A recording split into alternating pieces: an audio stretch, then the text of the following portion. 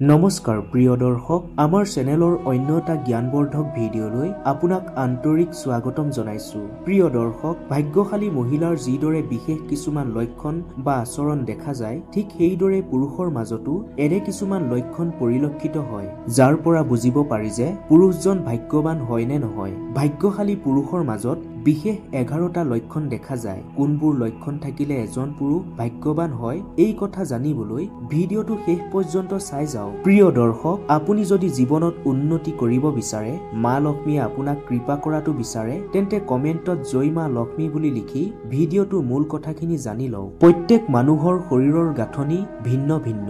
সামুদ্ৰিক শাস্ত্ৰ অনুসৰি মানুহৰ শৰীৰৰ গাঁথনিয়ে আৰু শৰীৰত থকা বিশেষ কিছুমান চিহ্নৰ আধাৰত কোনো পুৰুষ বা মহিলাৰ ব্যক্তিত্ব আৰু ভাগ্যৰ কথা গম পাব পাৰি। সামুদ্ৰিক শাস্ত্ৰত উল্লেখ থকা লক্ষণসমূহৰ পৰা গম পোৱা যায় যে কোনবোৰ পুৰুষৰ ভাগ্য সদায় উজ্জ্বল হৈ থাকে, কোনবোৰ পুৰুষে জীৱনত সদায় সাফল্যতা লাভ কৰে।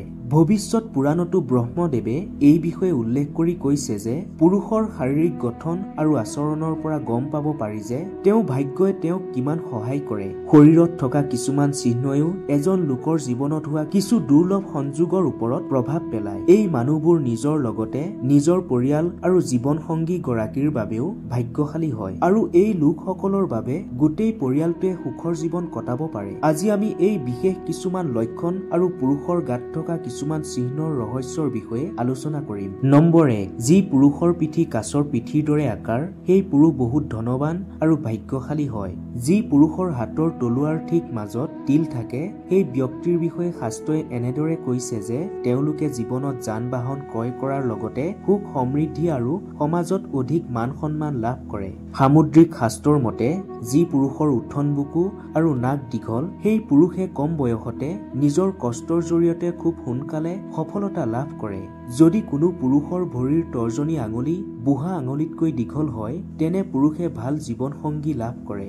নম্বৰ 2, যি পুৰুষৰ বুকুত ডাঠ নোম থাকে, সেই পুৰুষে জীৱনত বহুত সুখ সমৃদ্ধি আৰু ধন সম্পত্তি লাভ কৰে। এনে ব্যক্তি স্বভাৱগতভাৱে অলপতে সন্তুষ্ট হয় আৰু তেওঁ নিজৰ হিচাপত জীৱন অতিবাহিত কৰে।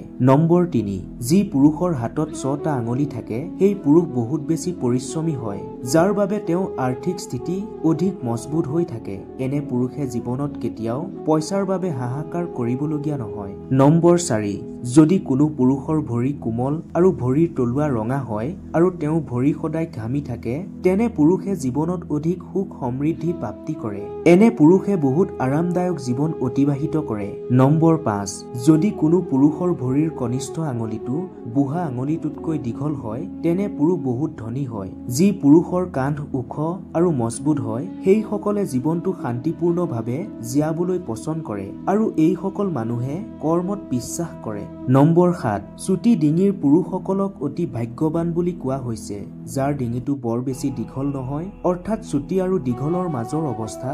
এনে ডিঙি থকা লোকসকলে জীৱনত বহুত ধন টকা পইচাৰ উপাৰ্জন কৰে। এই লোকসকলে জীৱনত বহুত উন্নতি লাভ কৰে। যিসকল পুৰুষৰ হাতৰ তলুৱা ওখ হয়, তেনে পুৰুষৰ স্বভাৱ বহুত উদাৰ হয়। তেওঁলোকে অনবৰতে আনৰ সহায়ৰ বাবে সাজু হৈ থাকে। এনে ব্যক্তিয়ে সুখ শান্তিৰে জীৱন যাপন কৰে। নম্বৰ 8, পুৰুষৰ ভৰিৰ কনিষ্ঠ আঙুলিটো বাকী 4টা আঙুলিতকৈ ডাঙৰ আকাৰ হলে তেওঁলোকৰ জীৱনত কেতিয়াও ধনৰ অভাৱ নহয়। এনে পুৰুষে জীৱনত অধিক ধন সম্পত্তি উপাৰ্জন কৰে। এনে মানুহৰ ওপৰত দেৱী দেৱতাৰ পৰম কৃপা থাকে। তেওঁলোকৰ জীৱনত কেতিয়াও সুখ সুবিধাৰ অভাৱ নহয়। তেওঁলোকে জীৱনটো বৰ সুখ শান্তিৰে অতিবাহিত কৰে। নম্বৰ 9, যি পুৰুষৰ হাতত চক্ৰ, গদা, ৰথ বা বানৰ দৰে চিহ্ন দেখা পোৱা যায়, তেনে পুৰুষে জীৱনত শাসন চলোৱাৰ অধিকাৰ অৱশ্যেই লাভ কৰে। এনে পুৰুষে জীৱনত অধিক মাটি সম্পত্তি, ঘৰ আদিৰ নিৰ্মাণ কৰে। এনে পুৰুষৰ ঘৰত সদায় মা লক্ষ্মীৰ কৃপা থাকে।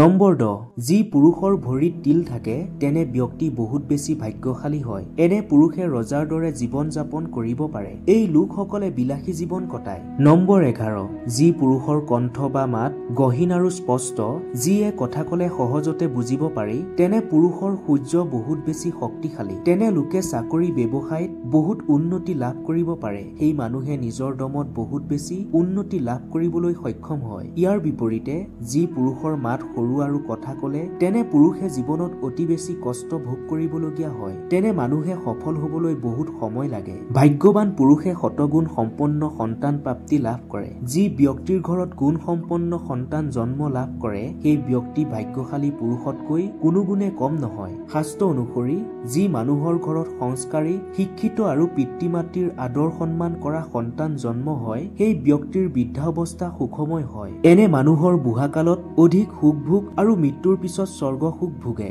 সুপত্নী লাভ কৰাটো এজন পুৰুষৰ বাবে ভাগ্যশালী সংকেত বহন কৰে। সামুদ্ৰিক শাস্ত্ৰত উল্লেখ থকা অনুসৰি যি নাৰীয়ে নিজৰ পৰিয়ালৰ মৰ্যাদা ৰাখি কাম কৰে সেই নাৰী সুলক্ষিনী বুলি কোৱা হৈছে। যিজন পুৰুষৰ বিয়া সুলক্ষী নাৰী বা স্ত্ৰীৰ সৈতে হয় সেই পুৰুষৰ আয়ুস কম হলেও কিন্তু ঘৰখনৰ ধন সম্পত্তি ঐশ্বৰ্য বিভূতি সুখ শান্তি সদায় বিৰাজ কৰি থাকে। আজিকালি ভাল জীৱন সংগী পোৱাটো খুবেই কঠিন কাম। কলিযুগৰ এই সময়ত কোনোবাই যদি সুলক্ষী পত্নী লাভ কৰে তেওঁৰ সমান ভাগ্যশালী পুৰুষ নাই। প্ৰিয় দৰ্শক, আমি উল্লেখ কৰা গুণসমূহৰ ভিতৰত আপোনাৰ কোনটো গুণ আছে বা আপোনাৰ স্বামী বা পিতৃৰ মাজত আপুনি কোনবোৰ লক্ষণ দেখা পায়, আপোনাৰ যদি অসুবিধা নাই সেই কথা আপুনি কমেন্টত জনাব পাৰে। এই কথাখিনিয়ে যদি আপোনাক অলপ হলেও উপকৃত কৰিব বুলি ভাবিছে তেন্তে ভিডিঅ'টো আন 10 জনে পোৱাকৈ শ্বেয়াৰ কৰি দিব। লগতে আমাৰ চেনেলটো ছাবস্ক্ৰাইব কৰি ল'বলৈ নাপাহৰিব। প্ৰিয় দৰ্শক, এইবোৰ একোটা বিশ্বাস, সমুদ্ৰ বা সামুদ্ৰিক শাস্ত্ৰ আৰু ভৱিষ্যত পুৰাণে এনেবোৰ বিশ্বাসক মানুহৰ মাজত তুলি ধৰিছে। আমি কোৱা কথাবোৰ 100% শুদ্ধ বুলি আমি দাবী কৰা নাই। ইয়াৰ সত্যতা কিমান আমি নাজানো। এই কথাসমূহ বিশ্বাস কৰা বা নকৰাটো আপোনাৰ ওপৰত নিৰ্ভৰ কৰে। ধন্যবাদ।